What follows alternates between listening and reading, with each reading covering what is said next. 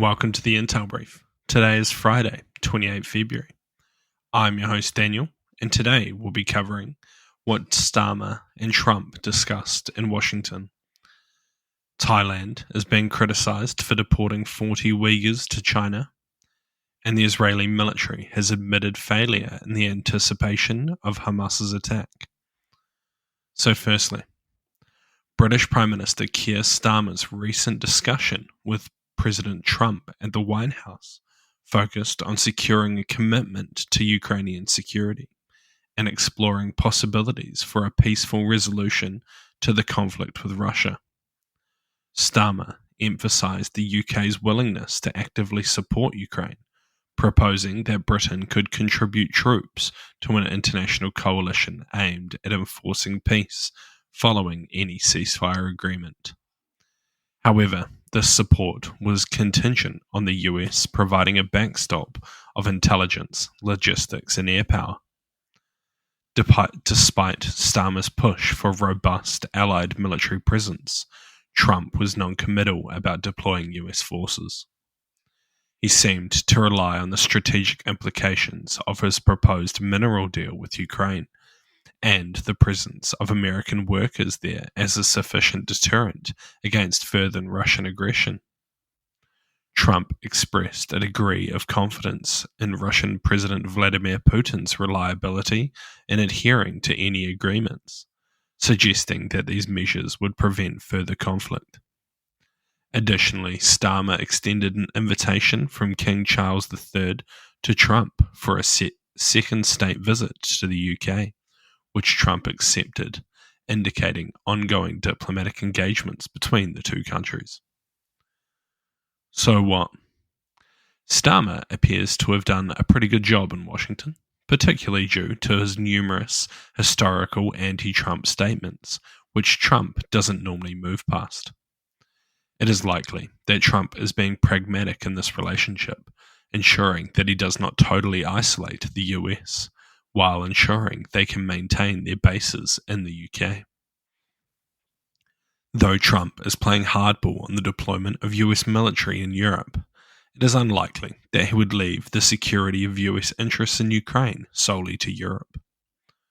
All in all, it seems like the US wants to keep the UK close, even while being tough on other partners. And next, international backlash has arisen following Thailand's decision to deport at least 40 Uyghurs to China, with Germany, the United States, Australia, and the UN condemning the action. The Uyghurs, a Muslim minority in China's northwest Xinjiang province, have faced severe human rights abuses, prompting many to flee China since 2014. The group in question had been detained in Thailand for around a decade after escaping China between 2013 and 2014.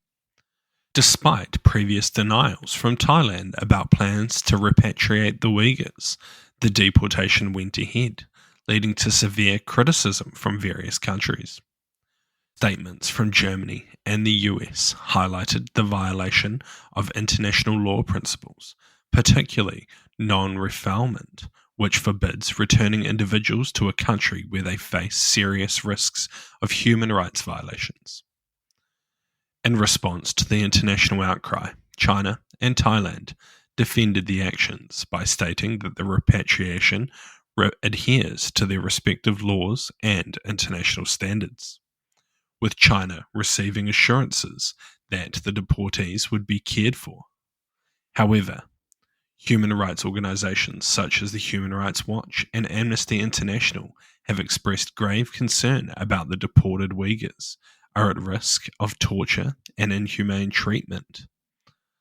These groups have urged Thai and Chinese authorities to disclose the whereabouts of the deportees and ensure that these rights are respected.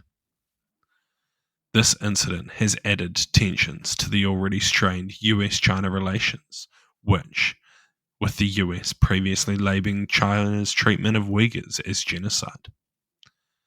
So what?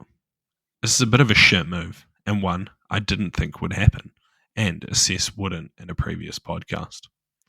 It is possible that this could lead to some kind of international sanctions or diplomatic fallout between Western states and Thailand, though any reaction will be balanced against not wanting to drive the country further towards China.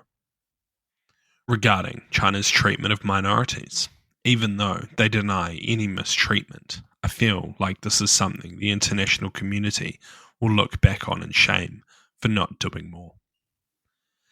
And lastly, an investigation into the October 7th attack by Hamas revealed a significant underestimation of the group's capabilities by the Israeli military, leading to devastating consequences.